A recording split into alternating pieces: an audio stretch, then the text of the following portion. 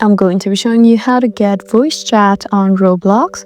So here's a safe and real way to get voice chat on Roblox, which is also called spatial voice. So the requirements for Roblox voice chat is you must be 13 years or older, and you also need to verify your age with a government ID and have a working microphone or use the latest version of Roblox. So what you need to do is go to roblox.com first, or you can open your app.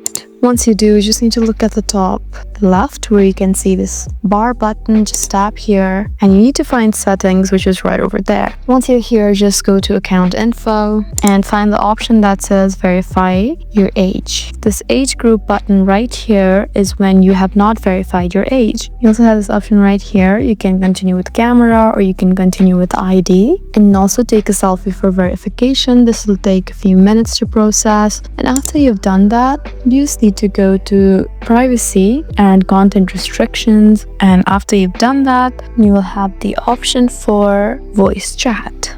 So that is only done after you've passed the verification option. So there you go, that's how you get voice chat on Roblox. I hope this video was helpful for you. Please leave us a like and drop us a comment down below, and we'll see you again in our next video. Thank you for watching.